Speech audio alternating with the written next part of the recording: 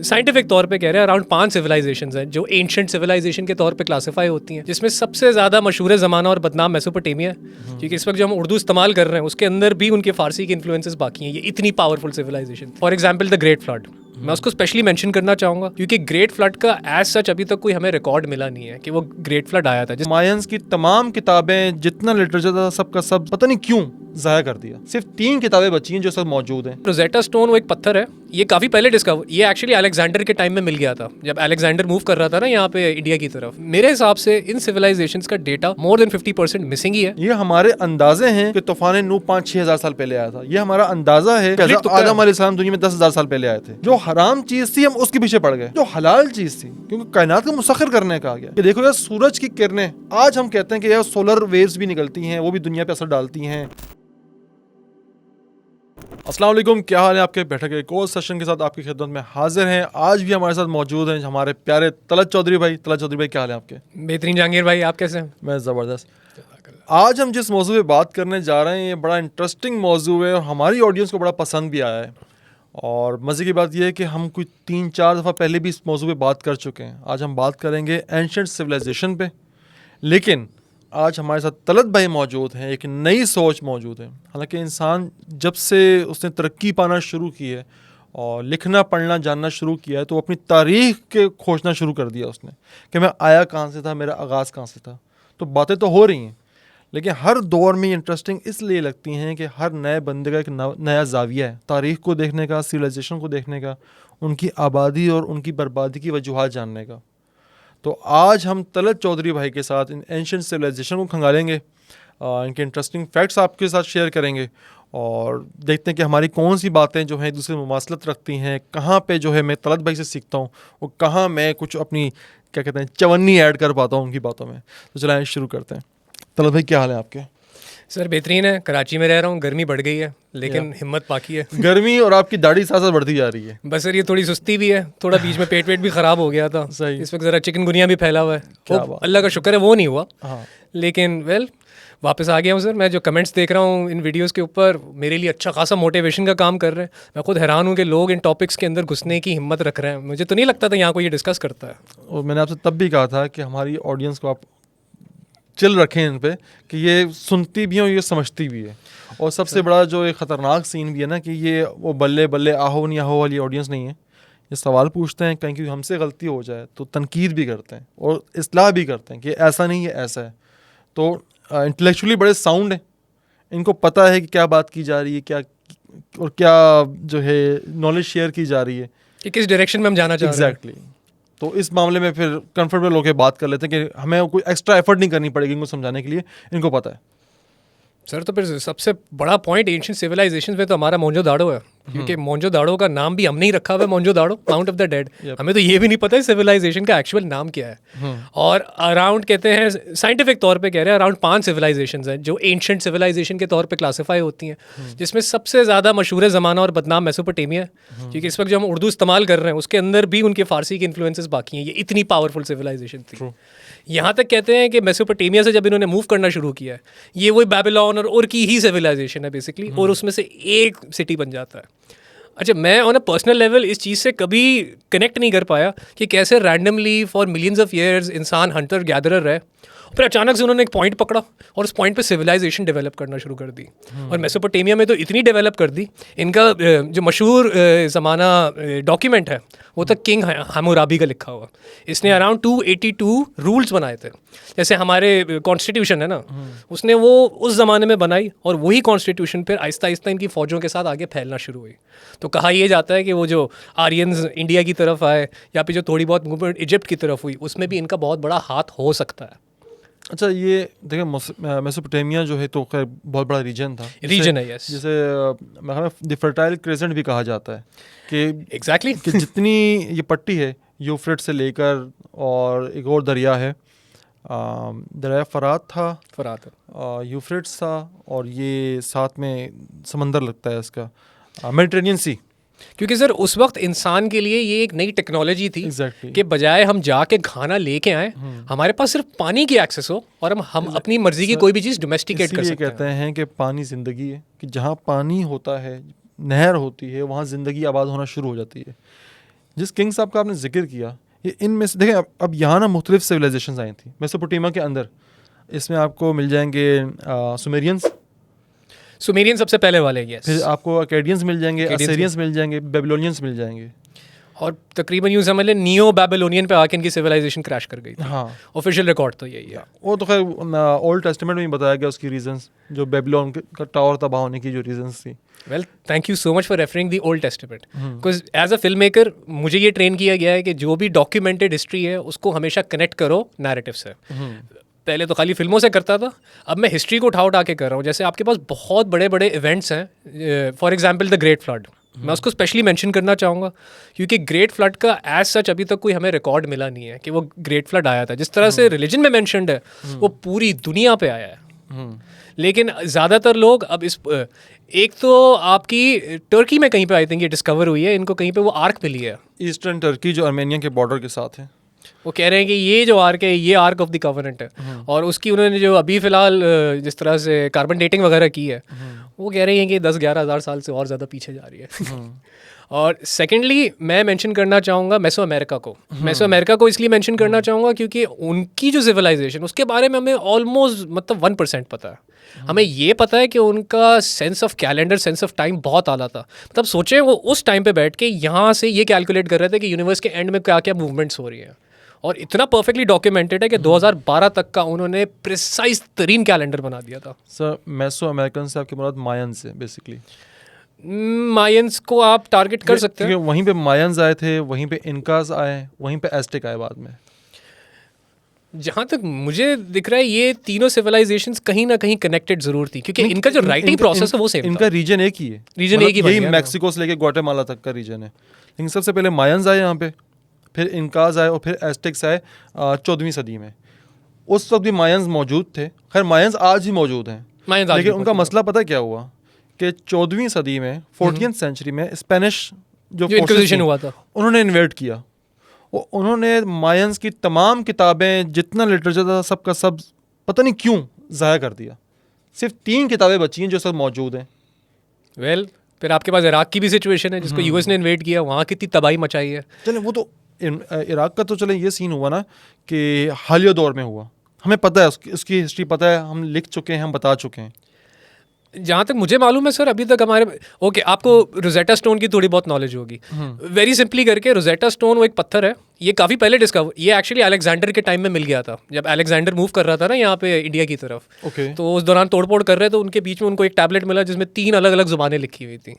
वो मैं उसको डिकोड करने में बहुत टाइम लगा, मतलब रिसेंटली जाके हमें समझ में आया इजिप्शियन जो हम ट्रांसलेट कर पा रहे हैं उस रोजेटा स्टोन की वजह से कर पा रहे हैं। इस तरह के रोजेटा स्टोन हमें और किसी कल्चर में नहीं मिले हैं। क्या ख़ास बात है उस रोजेटा स्टोन की? वेल, जो हमने ट्रांसलेट किया है उसमें बेसिकली एक किंग अपनी बड़ाई कर रहा है कि मैं बहुत अच्छा हूँ, ये हूँ और मैंने ये रूल्स पास किए हैं, लेकिन वो 3 लैंग्वेजेस में सेम चीज़ लिखी हुई है। तो इसको कंप्यूटर प्रोसेस करके सिंबल्स मैच करके हमने 80 to 90% फिगर आउट कर लिया कि वो एक्चुअली बोलना क्या चाह रहे हैं। लेकिन वो भी बहुत छोटा सा पीस है, मतलब अगर आप उस पीस को उठाओ तो उसमें कितने 200-250 वर्ड्स होंगे। पूरी लैंग्वेज हमने अभी तक डिकोड नहीं की है। जो थोड़ा बहुत हमें पता है ना कि इजिप्शियंस जो हैं वो पिरामिड्स बना रहे थे, वो रोजेटा स्टोन की ट्रांसलेशन के थ्रू ही कर पा रहे हैं। लेकिन एक सिविलाइजेशन जो इनसे भी ज़्यादा भारी है, जो अच्छे खासे टाइम तक आइसोलेटेड रही, जो आपकी चाइनीज़ सिविलाइजेशन है, उसके बारे में अभी भी हमें बिल्कुल ऑलमोस्ट इक्वल टू नथिंग पता है। मैं आपको मज़े की बात बताऊँ, चाइनीज़ सिविलाइजेशन वाहिद सिविलाइजेशन है जो अपने आगाज़ से अब तक मौजूद है। किन डायनेस्टी से शुरू करें यहाँ पर अब तक वही कौम, वही ज़ुबान के साथ, उसी कल्चर के साथ मौजूद है। वो अपने सारे रिचुअल्स प्रैक्टिस कर रहे हैं। दुनिया इतनी खामोश है उनके बारे में कि बात ही नहीं करते। सर बात तो करनी चाहिए क्योंकि इस वक्त तो वर्ल्ड मैप पे चाइना ही है जो सबसे ज़्यादा पावर पकड़ चुका है। ये हज़रत नूह अलैहिस्सलाम के तीसरे बेटे याफिस की औलाद में से, गोग मैगोग की नस्ल में से सर। बहुत सारे हमारी ऑडियंस भी इख्तिलाफ करती है इस बात से, वो उन्हें गोग मैगोग या याजूज माजूज बेसिकली कोई एलियन लगते हैं या कुछ और डिफरेंट मखलूक लगती है। बट मेरा जो ज़ाती मानना है, जितना मैंने कुरान पाक में पढ़ा है या जो तफसीर पढ़ी हैं, गोग मैगोग इंसानों के कबीले ही थे। हज़रत नूह अलैहिस्सलाम की औलाद में से ही हैं।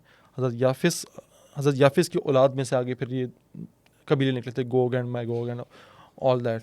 ठीक इसी तरह एक और बेटे थे उनके, जिनका नाम हाम था। ओके। हाम का जो बेटा था उसका नाम कनान था। कनान कनान से फिर ये मेसोपोटामिया रीजन और ये इस अफ्रीका रीजन के जितनी आबादी है ये कनान से शुरू हुई। और इसके बारे में जो ओल्ड टेस्टामेंट में बुक ऑफ जेनेसिस में एक अजीब बात लिखी गई है, मैं उसी को कोट करता हूँ कि उसके मुताबिक कि हाम ने हज़रत नूह अलैहिस्सलाम को एक ऐसी कंडीशन में देखा जिस कंडीशन में उनको नहीं देखना चाहिए था। तो हज़रत नूह अलैहिस्सलाम ने गुस्से में आके उनकी औलाद को बद्दुआ दे दी कि तेरी औलाद ग़ुलाम रहेगी। इसीलिए इतना लंबा स्लेवरी इन्होंने देखी। मैंने इसलिए चाइना मेंशन किया कि वो अभी तक उसी स्लेवरी वाले फंक्शन में नहीं वो तो अभी तक उसी अप्रोच पे चल रहा है सर। याफिस वाले है ना वो तो। आपने जैसे हम जिसको आजकल कहते हैं ना हायरार्की, कि ऊपर एक किंग बैठा हुआ है, फिर उसके नीचे 2 उसके नोबल्स हैं, फिर बैरन्स हैं, फिर आपके फाइटर्स आ जाते हैं, फिर आपके इम्प्लीमेंटर्स आ जाते हैं, फिर सबसे नीचे जाके फार्मर्स आ जाते हैं। ये सबसे पहले मेसोपोटामिया के जो ये हैमुराबी थे, ये सबसे पहले उन्होंने इम्प्लीमेंट किया था। और ये आपको हर जगह रेप्लिकेट होता दिख रहा है, ऑलमोस्ट कॉपी पेस्ट होता हुआ। इसलिए ऑन अ पर्सनल लेवल मैं खुद जाके इन जगहों को देखना चाहता हूँ, क्योंकि डॉक्यूमेंट्स तो ये कह रहे हैं कि ये सारे cultures out of nowhere ice age ख़त्म होने के बाद बस उभरना शुरू हो गया।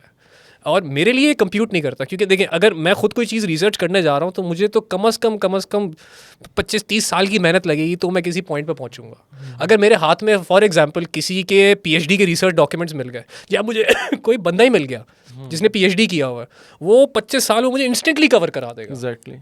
तो मेरे हिसाब से इन सिविलाइजेशंस का डेटा मोर देन 50% मिसिंग ही है, क्योंकि इन लोगों ने ये तो कोट किया कि हमें कल्चर समझ में आ गया है, हमें क्रिमिनलिटी समझ में आ गई है, नंबर्स सारे इन्होंने फिगर आउट किए हैं। नंबर्स एक इतनी पावरफुल चीज़ है कि जिसकी बेस पे इस वक्त मोर देन 90% टॉप की जितनी भी लैंग्वेजेस आप सुन रहे हो इस वक्त या बोल रहे हो दुनिया में, वो सारी नंबर्स पे ही बेस्ड है। सर नंबर्स के बारे में जितना काम मायंस ने किया है, आज की तरतीब में नंबरों की अहमियत, कैलेंडर्स, अकाउंटिंग, जितनी भी चीज़ है इसकी बुनियाद आपको मायन से मिलती है।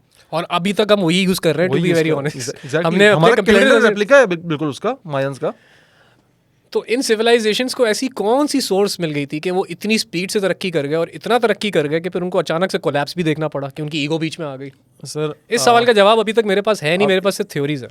इसकी सबसे आसान मिसाल ले लेना कि देखें, हमें बेसिकली जितनी मज़हब की किताबें होती हैं ना, ये दरहकीकत इंसानी तारीख़ की किताब होती है।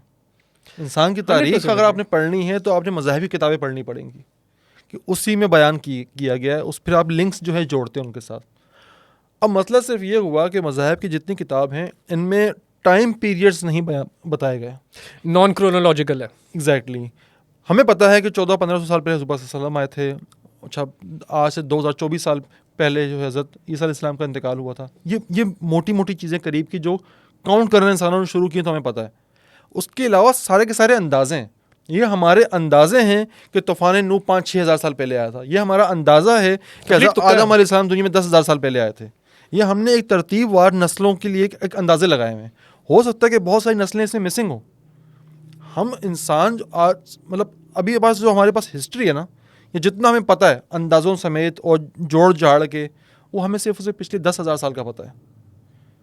और ऐसे तारीख़ी सबूत हैं कि इंसान उससे पहले भी मौजूद था, इंसान लाख साल पहले भी मौजूद था। आपने मेंशन किया, मुझे मेरे लिए बहुत ज़रूरी है मेंशन करना। अगर हमारी आवाम में से कोई इंटरेस्टेड है तो ज़रूर जाके इसको गूगल करें।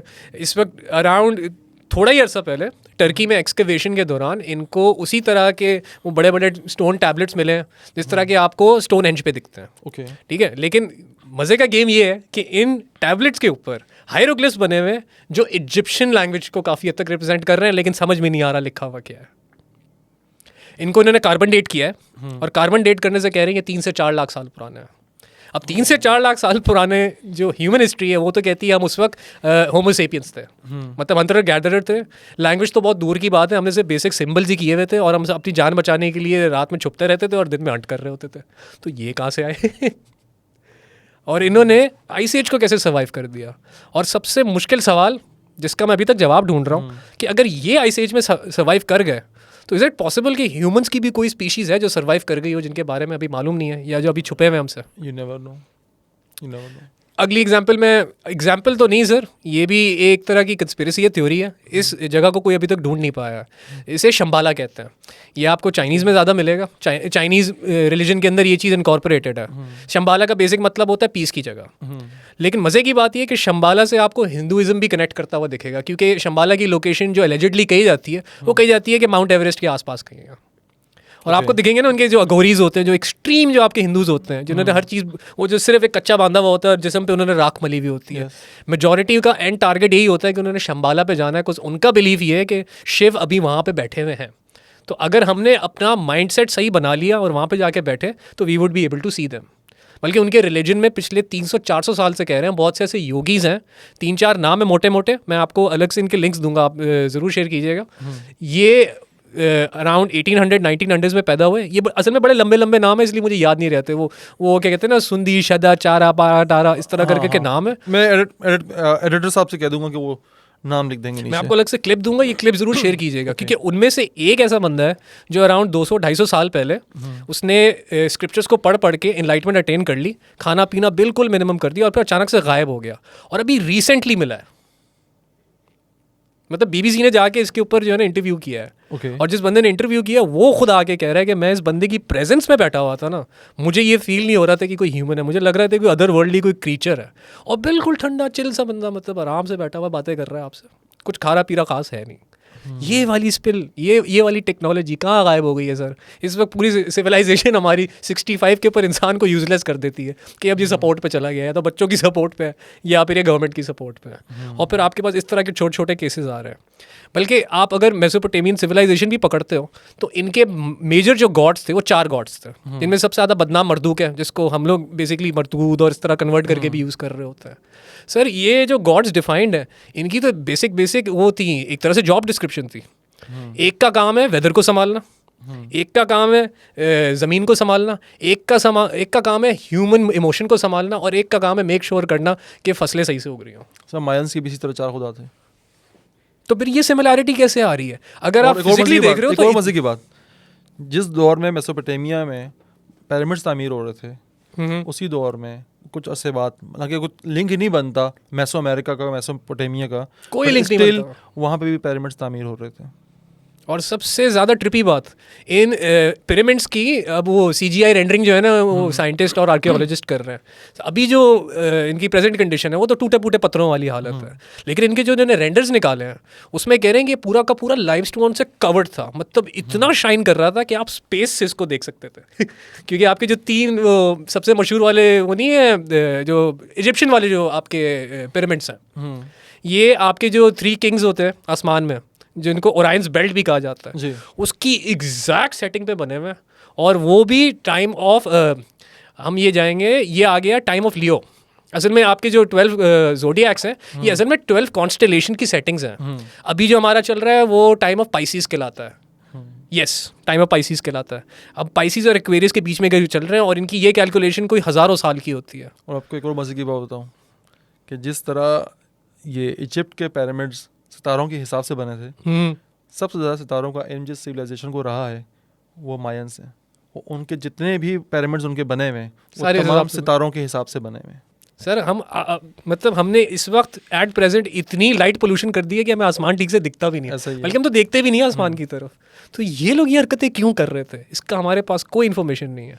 बल्कि वही इवेंचुअली हमें भी रिलीजन में घुसना पड़ता है, क्योंकि अगर आसमान की कॉन्स्टेलेशंस को आप स्टडी कर रहे हो तो उससे आप ये फिगर आउट कर सकते हो कि अर्थ की रोटेशन क्या है, कि अर्थ में कब कौन सा सीजन आएगा, कहाँ पे क्या चीज़ होगी। Maybe they are going towards that, और maybe they had access to some other kind of, अब मैं इसका क्या सिंपल करके वर्ड यूज़ करूँ, कहीं और से कोई एंटिटीज़ आ रही हैं या कोई और बीइंग्स आ रहे हैं जिनको ये सही तरीके से अर्थ पे बुला पाएँ, या फिर वो ऑलरेडी यहाँ पे थे और ह्यूमंस उनसे इंटरैक्ट कर गए। अब ये हम थोड़ा देखें साई-फाई में चले जाएंगे। इंसान जो है ना, बेसिकली हम इंसान सामने नजर आने वाली चीज़ और सुनाई देने वाली चीज़, उसी पे जो हमारी हिस्सियात को टच करती हैं, फील होती हैं, हिस्सियात को, सेंसेस को, हम उनको मानते हैं। हम ये मानते हैं कि जुपिटर ने हमारी दुनिया को बचाया हुआ है। कितने सारे एस्ट्रॉयड्स आते हैं जिनको अट्रैक्ट अपनी तरफ कर लेता है, दुनिया पे नहीं आ पाते। हम ये मानते हैं कि चांद किसी दौर में दुनिया का हिस्सा रहा था, क्योंकि फिजिकली हमें चीज़ें नज़र आ रही हैं। लेकिन उसी दौरान दूसरी तरफ मायंस अपनी फसलें भी सितारों के हिसाब से उगाया करते थे। क्या फलाना सितारे की चाल किस तरफ है तो फलानी फसल उगाएंगे तो वो ठीक चलेगी, बारिशें कब होंगी सितारों के हिसाब से। यानी कि ये पूरी कायनात जो है ये एक जिस्म है। कोई भी एक जो सैयारा है, सितारा है, वो दूसरे से अलग नहीं है, किसी न किसी तरीके से सब मिल के एक दूसरे को जोड़ के रखे हुए हैं। तो दुनिया पे इन सितारों के असर हो रहे हैं। हम ये ले असर तो मानते हैं कि भाई वो फलाना पत्थर आ रहा था दुनिया की तरफ, तो जुपिटर की जो ग्रेविटी है उसने अपनी तरफ उसको अट्रैक्ट कर लिया, फलानी चीज़ ने अपनी तरफ अट्रैक्ट कर लिया। लेकिन हम अभी तक ये मानने से या समझने से, क्योंकि हमारी हसियात में चीज़ आ नहीं रही कि फलाना सितारा जो है वो जब उस पोजीशन पे होता है तो दुनिया पे उसकी किस तरह की एनर्जीज पड़ती हैं कि लोगों के मूड स्विंग्स हो सकते हैं, लोगों की जो फसलें ख़राब हो सकती हैं, क्लाइमेट चेंज हो सकता है। ये फ़िलहाल हम समझने से इनकारी हुए बैठे हैं या हमने कोई इस पर जोर नहीं दिया। हमने सितारों के चाल को सिर्फ और सिर्फ मुस्तकबिल बीनी से जोड़ दिया ना, जो कि अनफॉर्चुनेटली जो हराम चीज़ थी हम उसके पीछे पड़ गए, जो हलाल चीज़ थी, क्योंकि कायनात को मुसख्खर करने कहा गया कि देखो यार सूरज की किरणें, आज हम कहते हैं कि यार सोलर वेव्स भी निकलती हैं, वो भी दुनिया पे असर डालती हैं, और ये बहुत सारी चीज़ें होती हैं। सूरज की सिर्फ ये नहीं कि सूरज हमें गर्मी दे रहा है, सूरज ज़िंदगी है बेसिकली, सूरज दुनिया की ज़िंदगी है। ठीक इसी तरह मरकरी भी कोई असर हम पे डाल रहा होगा, कोई मार्स भी हम पे असर डाल रहा होगा, चांद का हमें पता चला कि आपके समंदर की लहरों का चांद से कितना गहरा ताल्लुक है। और इन सिविलाइजेशंस का हमें सिर्फ इतना पता है कि इन्होंने बेसिक लैंग्वेज बनाई थी, इनको मैथ्स बहुत अच्छी आती थी और इन्होंने पहला कल्चर दिया था।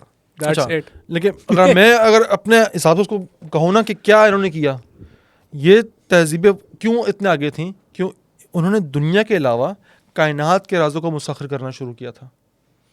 हम तो सिर्फ दुनिया की बातों के अंदर पड़े हुए ना, यहाँ पे modern technology and all that, वो कायनात के राजों की तरफ जा रहे थे। एक बड़ी पॉपुलर कंस्पिरेसी थ्योरी है जिसमें मैं एक्चुअली बिलीव नहीं करता, जो कहते हैं कि इजिप्शियंस जो हैं उन्होंने जो पिरामिड्स बनवाए हैं ये बेसिकली एलियंस आए थे और वो बना के गए थे। सर हमने एक पॉडकास्ट में थोड़ा बहुत साउंड को टच किया था, तो साउंड या वाइब्रेशन जिसको टेस्ला ने भी बहुत एक्सप्लोर किया है, जिसमें 369 सबसे प्रोमिनेंट चीज़, आई थिंक आपको आराम से उसकी डिस्क्रिप्शन भी मिल जाएगी ऑनलाइन। लेकिन इजिप्शियन की जितने भी पिरामिड डिज़ाइंस हैं वो प्राइमरीली साउंड के लिए डिज़ाइंड है। यहाँ तक तो हमारी साइंस पहुँच गई है, क्योंकि वो जितने भी इन्होंने पिरामिड्स बनाए हुए हैं वो किसी तरह के मकबरे नहीं हैं जहाँ पे ले जाके एक क्या कहते हैं किंग को दबा दिया जाए। उसके लिए उन्होंने एक अलग से पूरा शहर बनाया हुआ था जिसे क्या कहते हैं सिटी ऑफ डेड कहते थे। ये जो पिरामिड्स हैं ये एक तरह के ट्रांसमीटर्स हैं, इनको इसलिए लाइट से कवर किया, लाइमस्टोन से कवर किया हुआ था। लाइमस्टोन एक स्पेसिफिक मटेरियल है और इनके अंदर सर्टन वाइब्रेशंस की जाती थी और इनके अंदर जाने के लिए सर्टन लोगों को ही इजाज़त होती थी, हर कोई जा नहीं सकता था। कहते थे आपका माइंड और बॉडी इतनी प्योर होनी चाहिए कि आप उसमें जा सको, वरना आप कंटामिनेट हो सकते हो, मर सकते हो, तबाह हो सकते हो। कंस्पिरेसी थ्योरी ये कहती है कि ये एलियंस बना के गए हैं।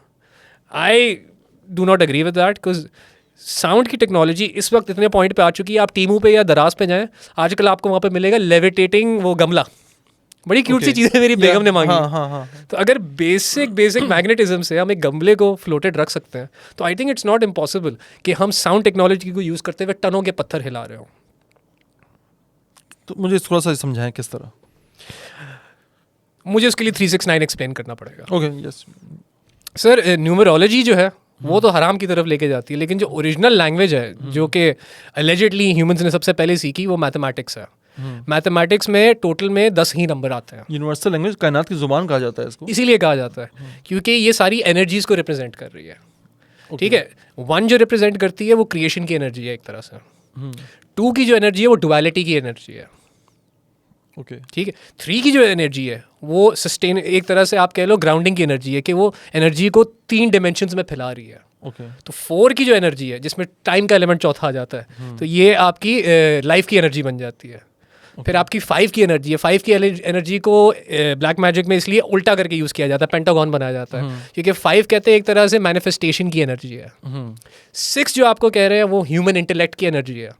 66 का नंबर गॉड के लिए भी यूज़ किया जाता है, अल्लाह के लिए भी यूज़ किया जाता है। 666 का नंबर, क्योंकि मैजिक को ही वही बात है ना, वाइट मैजिक को आप इसलिए ब्लैक की तरफ लेके जा रहे हो, तो आपने वही, आप यूनिवर्सिटीज़ में जाओगे आपको हमेशा पहला कोर्स 101 मिलेगा। 101 basically represents a level above God. ये सारा न्यूमरोलॉजी से निकल के आ रहा है। फिर आपका 7 पे स्पिरिचुअलिटी आ जाती है कि स्पिरिट अब मटेरियल को कंट्रोल कर रही है। अगर मैं मज़े की बात बताऊँ आपको, बोले कि आप अगर 10 बंदे लेते हैं ना, 10 बंदे खड़े करते हैं, उन सब से कहते हैं कि 1 से लेके 10 के दरमियान कोई नंबर सोचो। सर 10 में से 6 से 7 लोग नंबर 7 सेलेक्ट करेंगे। क्योंकि जब आप इंटरनली फोकस करोगे तो आपकी स्पिरिट ही है जो आपको गाइड कर रही है। अब हमें आज तक नहीं पता स्पिरिट है क्या, लेकिन हमें ये पता है कि स्पिरिट हिलती कैसे है, ऊपर नीचे कैसे होती है, और जब तक आप स्पिरिट नहीं है आप अलाइव नहीं हो। अब अगला नंबर आ जाता है 8। 8 कहते हैं कार्मा का नंबर है, कंप्लीशन का नंबर है, कंप्लीशन की एनर्जी है। अब 8 अलग अलग तरीके से लिखा जाता है, लेकिन जो आपकी अल्फा न्यूमेरिक में जिस तरह से हम अभी लिख रहे हैं, जो अरेबिक से एक्चुअली इंस्पायर्ड है, 2 सर्कल है, यस, द इन्फिनिटी का sign, as above so below कहा जाता है कि अगर तुम्हारे स्पिरिट रेल्म में जो हो रहा है वही एग्जैक्टली चीज़ आपके मटेरियल रेल्म के अंदर मैनिफेस्ट होगी। दोनों इन्फिनिटली इंटरकनेक्टेड है। ओके। 9 आपका आ जाता है कंप्लीशन की एनर्जी है, कि एक पूरा साइकिल कंप्लीट हुआ है, एक पूरा यूनिवर्स कंप्लीट हुआ है। और 0 जो है आपका इन्फिनिटी का सिंबल है, कि कोई भी चीज़ ख़त्म नहीं हो सकती। Nothing dies, nothing is created, everything is just changing form. Sir energy की डेफिनेशन आ गई ना सर, ये energy can not be created, not be destroyed, but you can change its form from one to another. अब ये knowledge exactly कहाँ से आई है अभी तक क्लियरली नहीं पता है, लेकिन इसको अगर आप ट्रेस डाउन करना शुरू करो तो मेसोपोटामियंस भी इसको प्रैक्टिस कर रहे थे, इजिप्शियंस भी प्रैक्टिस कर रहे थे। यहाँ तक कि आप अभी भी उठ के अगर किसी काला जादू करने वाले के पास जाओगे, यहाँ तक कि आप किसी एस्ट्रोलॉजर के पास जाओगे जो अच्छा खासा अकॉम्प्लिश एस्ट्रोलॉजर है, वो बैठ के आपका किसी ना किसी या तो न्यूमरोलॉजी के थ्रू या अब्जद के थ्रू आपका बेस नंबर कैलकुलेट करेगा और देखेगा कि आपके बेस नंबर की जो वाइब्रेशन है वो किन मटीरियल से मिलती है। क्योंकि टेस्ला ने सिंपली आपको यही एक्सप्लेन करने की कोशिश की थी कि everything is vibrating, everything is vibrating. तुम्हें दिख नहीं रही है वो अलग बात है। अगर आप इसको रिलीजियस कॉन्टेक्स्ट में लेके जाते हो, मैं मुसलमान हूँ तो मैं इस्लाम को ही कोट करना चाहूँगा, और रिलीजन्स में भी ये मैंशनड है, लेकिन स्पेसिफिकली इस्लाम में कहते हैं कि हर चीज़ अल्लाह ताला की इबादत में गुम हुई हुई है, मश्क है, और उनका और कोई काम ही नहीं है।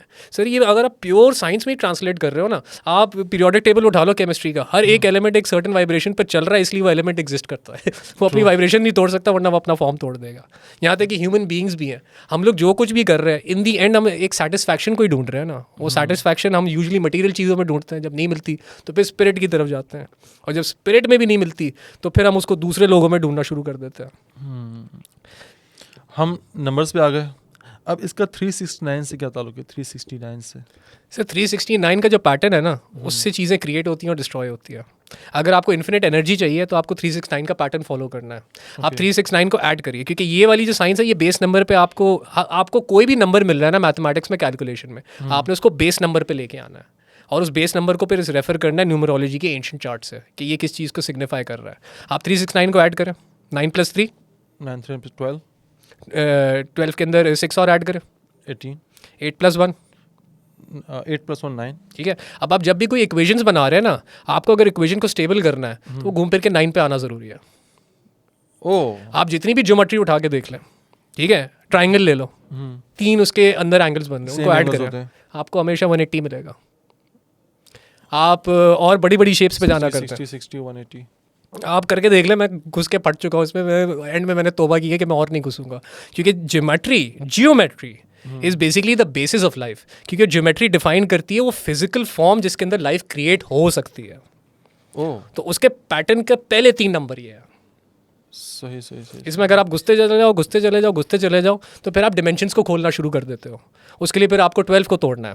12 भी एक सिंबॉलिक नंबर किया जाता है, क्योंकि कहते हैं 12 is the number of completion of the universe in a way, कि यहाँ पे आके गॉड ने हर चीज़ परफेक्ट कर दी है, इसलिए कहते हैं अनलकी नंबर 13 है।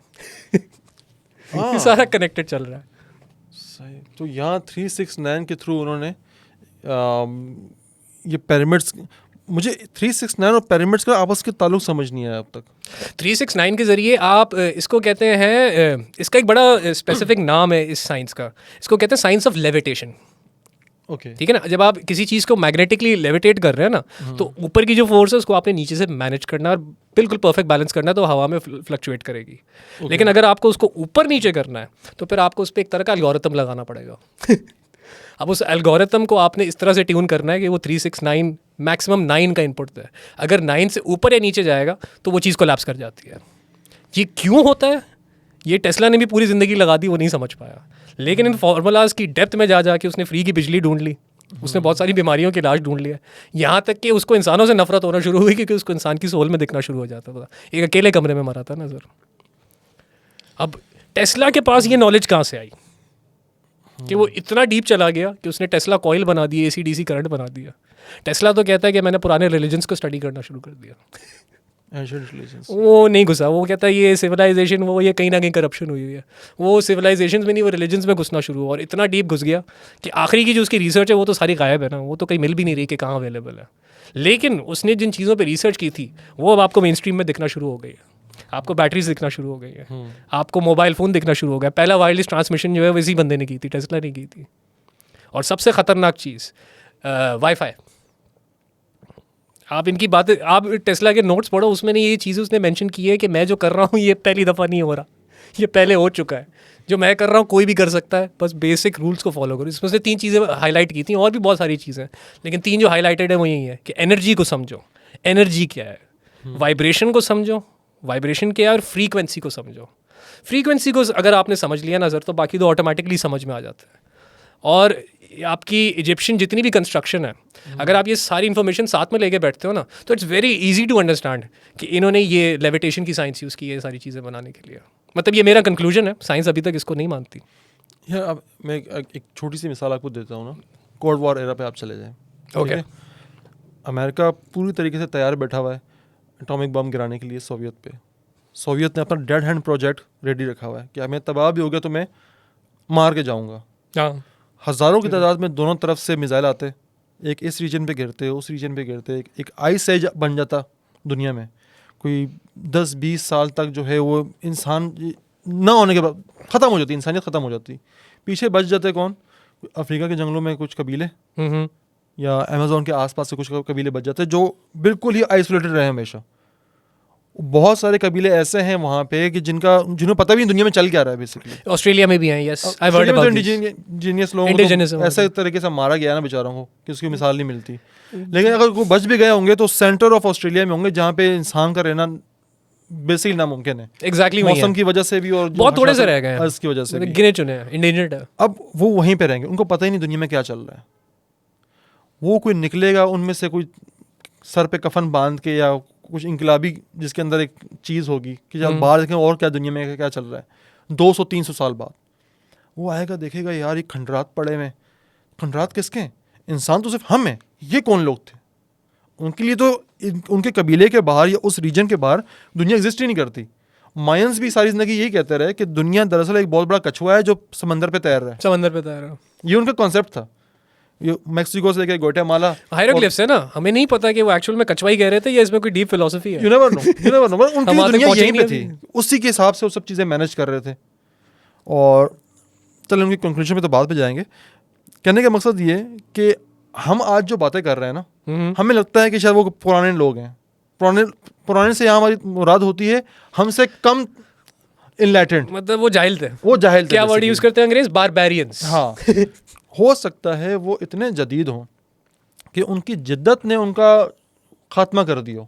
बेसिकली अगर हम बेबीलोन्स के बारे में पढ़े ना, कि जो वजह बताई जाती है कि बेबीलोन्स को क्यों तबाह किया गया या उनकी ज़ुबान क्यों जिब्रिश कर दी गई, बेसिकली वो इतने मॉडर्न हो गए थे कि वो खुदा से लड़ने की फ़राक में वो ऐसे हथियार बना चुके थे जो उनकी अपनी तबाही का बायस बनता, इसलिए उनकी लैंग्वेज जिब्रिश कर दी गई। बाबिल का मतलब ही जिब्रिश है, यानी ना समझ आने वाला।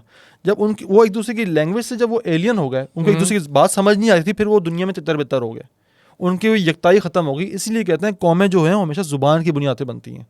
ज़ुबान आप निकाल लो किसी कौम में से, वो कौम टूट जाएगी। शायद इसलिए आज तक हम पूरा रोज़ेटा स्टोन डिकंस्ट्रक्ट नहीं कर पाए हैं। इसीलिए आज तक पाकिस्तानी कौम नहीं बन सके सर।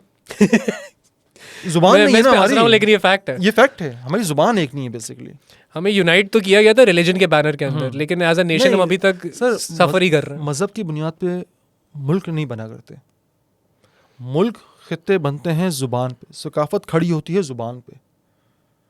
अब मजहब तो मेरा भी इस्लाम है, एक अरबी का भी इस्लाम है, लेकिन ज़मीन आसमान का फ़र्क है, हमारे खाने पीने से लेकर पहनने ओढ़ने तक का फ़र्क है। लेकिन वही अगर अरेबिक होगा कोई जो यहूदी होगा, लेकिन उनके वो सेम होंगे एक दूसरे के साथ, क्योंकि उनकी जुबान सेम हो गया, जुबान से कल्चर क्रिएट होता है। बहुत सारे लोगों को ये बातें बुरी लगती हैं, पर दुनिया आपके मेरे अच्छे या बुरे लगने पे नहीं चलती है, दुनिया चलती है फैक्ट पे। फैक्ट है, फैक्ट जो फैक्ट है वो फैक्ट है, वो तो नहीं चेंज होता। Exactly. रियलिटी का सारा गेम है।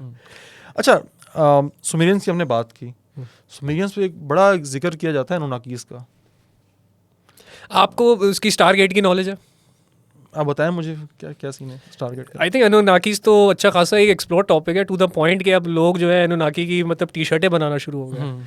सर जो भी एक्सकवेशंस की गई हैं ना ये मेसोपोटामिया में, यहाँ पे CIA कहता है कि इनको बड़े बड़े से ना सर्कल्स मिले हैं। यूँ समझ ले एक बहुत बड़ा सा एक दायरा है जो एक अजीब तरह के पत्थर टाइप के मटीरियल का बना हुआ है, उसको ये लोग कह रहे हैं कि ये है स्टारगेट। और कंस्पिरेसी थ्योरीज ये भी कहते हैं कि जस्ट बिफोर इज डाउनफॉल आपका सद्दाम हुसैन है ना, उसके पास ये स्टारगेट्स लग गए थे and he was trying to make them operate. Stargate का मतलब ये है कि वो एक पोर्टल खोलेगा जिसके ज़रिए आप यहाँ बैठे बैठे किसी भी और प्लैनेट में, किसी भी और यूनिवर्स में आसानी से इंस्टेंटली ट्रैवल कर सकते हो, जिसको वार्म होल थ्योरी कहते हैं। ओह, तो ये एक ऐसा टॉपिक है जिस पे बहुत सारी आपको TV शोज और फिल्में भी मिलेंगी। और इस पे एक बहुत मशहूर सीरीज़ भी है स्टारगेट के नाम से, उसका नाम ही उन्होंने स्टारगेट रखा। उसमें यही दिखाया हुआ है कि बेसिकली एनुनाकी एलियंस हैं, वो ह्यूमन जैसे ही होते थे, लेकिन उन्होंने अपने मुल्क का इतना बेड़ा गर्क कर दिया, अपने दुनिया का बेड़ा गर्क कर दिया कि उनको मजबूरन दूसरे प्लैनेट्स ढूंढने पड़े, तो वो फिर यहाँ पे हमको इंस्लेव करने आए। यहाँ फिर 3 बॉडी प्रॉब्लम याद आ गया, वो भी एलियन इसलिए आ रहे थे कि उन्होंने अपनी दुनिया का सत्यानाश कर दिया था। सर मेरे हिसाब से वो कोई सेंस नहीं बनाते, क्योंकि वो एलियन है तो वो अपने सिस्टम के हिसाब से उसी हिसाब से चलेंगे। उनको एक सर्टेन अमाउंट ऑफ ऑक्सीजन चाहिए, सर्टेन अमाउंट ऑफ फूड चाहिए, यहाँ पे आके सेंस तो नहीं बनाएगा। बहुत ज़रूरी है। लेकिन मैं ये ज़रूर मानता हूँ कि ऐसी सिविलाइजेशंस हैं जो टाइप 2 या टाइप 3 क्रॉस कर चुकी होंगी। मतलब देखे ना, अब अगर मेरे सामने चूंटियाँ चलती भी जा रही हैं और अपना वो कॉम्प्लेक्स किस्म का पूरा हाइव बना रही है, तो I really don't care about them. वो जिंदा रहे मरे, मेरे को क्या फ़र्क पड़ता है। बल्कि आप एक छोटी सी चूंटी को भी देखें, आपने कभी ये नोटिस किया होगा या नहीं किया होगा, एक चूंटी में ये कैपेबिलिटी होती है कि अपनी बॉडी से 10 टाइम्स 20 टाइम्स ज़्यादा वजन उठा सकती है। वो कैसे उठा रही है? उसके पास मसल्स तो नहीं है ना, वो हमारी वाली अप्रोच पे तो चल नहीं रहा कि स्ट्रांग होना चाहिए, अच्छी डाइट होनी चाहिए। उसके पास ऐसी कौन सी नॉलेज है जो हमारे पास नहीं है, और वो नॉलेज उसके अंदर इस हद तक इनग्रेंड है कि उसको पता भी नहीं है कि उसके पास वो नॉलेज है और वो यूज़ कर रही है। इसमें मैं फिर बोलता जाऊंगा तो फिर इतने सारे आपके पास मतलब हज़ारों लाखों ऐसी स्पीशीज़ हैं जो मिरेकल्स कर रहे हैं अकॉर्डिंग टू ह्यूमन काइंड, लेकिन उनको खुद नहीं पता कि वो क्या कर रहे हैं। जैसे बिल्ली का बच्चा 2-3 हफ्ते का होता है, उसको पता होता है हंट कैसे करना है, उसको पता होता है वॉशरूम कैसे जाना है। इंसान के बच्चे को जब तक सिखाओ नहीं उसको समझ नहीं आता, वो ये सारी चीज़ें अपने DNA में लेके आ रहा है। और फिर ये कह रहे हैं कि सिविलाइजेशन एक पॉइंट पे अचानक से इंसान गैदर हुए। ये 5 पॉइंट्स हैं जो बेसिकली सबसे ज़्यादा मैंशनड है। इसमें आपका मेसोअमेरिका आ गया, आपका अफ्रीका आ गया, आपका चाइना आ गया, आपका मेसोपोटामिया आ गया, एक मैं भूल रहा हूँ, कोई एक मैं भूल रहा हूँ, लेकिन इन 5 सिविलाइजेशंस में ये कॉमन है। सबसे जो पुरानी सिविलाइजेशन में आप चले जाएं मोहनजोदड़ो, और उसके बाद आप चले जाएं मेसोपोटामिया, ये 2 मोहनजोदड़ो भूल गया, इंडस वैली सिविलाइजेशन। अरे यार जहाँ बैठा हूँ वही भूल गया। यही हाल है हम लोगों का, जहाँ बैठे हैं उसकी कदर नहीं है। अब मोहनजोदड़ो के ऊपर जो इन्होंने की हैं एक्सकवेशंस की हैं और जिस तरह से उसको मैप किया है, ये मैंने खुद भी करने की कोशिश की। अब एडिटिंग और एनिमेशन सॉफ्टवेयर इतने एडवांस्ड आ गए हैं कि आप गूगल मैप से कोई भी मैप उठाओ, सॉफ्टवेयर में डालो, वो आपको उसका पूरा स्ट्रक्चर बना के दे देगा। मैं टाइम पास के लिए करके देख रहा था, मैं करके देखा है वो लिटरली। सर आप मोहनजोदड़ो की पिक्चर्स भी देखें, वो यूँ है एक यूँ करके एक अजीब सा प्लेट्यू सा बन रहा है, और यहाँ पे ऐसा लग रहा है कोई बड़ी सी बिल्डिंग है। वो लिटरली ऐसे जैसे किसी ने वहाँ पे कोई न्यूक्लियर हथियार गिराया है, या फिर किसी तरह का कोई इतना पावरफुल वेपन फटा है कि चीज़ें वहीं खड़ी खड़ी फॉसिलाइज हो गई और ज़्यादातर डिसइंटीग्रेट हो गई, टू द पॉइंट कि उनका अभी तक कोई ट्रेस ही नहीं है। क्यों सर? अगर आपको लगता है कि हमारी सिविलाइजेशन इतनी पुरानी है और हम उसकी कदर नहीं करते, तो कमेंट ज़रूर कीजिएगा। सोचिए हमारी सिविलाइजेशन पे सिर्फ रिसर्च शुरू हो जाए तो पाकिस्तान कहाँ से कहाँ पहुँच जाएगा। ये तो वो सिविलाइजेशन है ना जो ज़मीन के ऊपर है। इंसान की मैं आपको मज़े की बात बताऊँ कि इंसान ने पूरा मार्स एक्सप्लोर कर लिया है, उसकी मैपिंग कर ली है पूरे मार्स की यहाँ बैठे बैठे, लेकिन आप अपने समंदर की 5% मैपिंग नहीं कर सके कि सी बेड पे क्या चल रहा है आपके। और ये आप मानते हैं कि एक वक्त आता है, जैसे सहारा डेजर्ट, ये बेसिकली किसी दौर में समंदर के नीचे था। जो जितनी भी रेगिस्तान होता है ना, ये इनकी जो मिट्टी होती है, रेत होती है, बेसिकली समंदर के अंदर की क्या शय है। अग्रीड। किसी दौर में समंदर यहाँ पे था, और ये जो था अपना जहाँ पे आज समंदर है, ये खुश्क था। इसीलिए लॉस्ट सिटी ऑफ एटलांटिस की भी बात की जाती है कि वो समंदर के नीचे हो सकता है, कि वो इतने लाख साल पुराना हो चुका है कि वो चला गया समंदर के नीचे। वो समंदर के नीचे का हमें सिर्फ 5% पता है। अब समंदर के नीचे कितनी सिविलाइजेशन चल रही हैं, लाख साल पुरानी सिविलाइजेशन हो, 2 लाख साल पुरानी सिविलाइजेशन हो, 3 लाख साल पुरानी सिविलाइजेशन हो, कितनी जदीद हो, हमें कोई आइडिया नहीं है। और हम एक्सप्लोर भी नहीं कर रहे फॉर सम वियर्ड रीजन। हमें डर लगता है उस तरफ जाते हैं, हम उल्टा आसमानों की तरफ जा रहे हैं। हाँ वो कहते ना कि अपने आप में तू पढ़िया ही नहीं, मतलब सारा तुम दुनिया जहाँ को तलाश कर रहा है, अपनी जो जिस सयारे में हम रहते हैं उसे तो हमने पढ़ा ही नहीं आज तक। हम एक्चुअली उसको तबाह करने में लगे, because the one thing which I find पुरानी सिविलाइजेशंस में थी और जो हम में नहीं है, कि वो नेचर के साथ चलते थे। उन्होंने ऐसी कोई टेक्नोलॉजी नहीं बनाई जिसने नेचर को डैमेज किया। ह्यूमंस को बहुत डैमेज किया सर, क्योंकि हम एलियंस हैं, मानते हैं ना ये बात? हम एलियंस हैं, ऑलमोस्ट दुनिया में एलियन अटैक हो चुका है इंसान की सूरत में। ये हुई ना बात। और हम देखें, हम जहाँ जाते हैं, जिस दुनिया के जिस हिस्से में इंसान जाता है ना, वहाँ तबाही आ जाती है।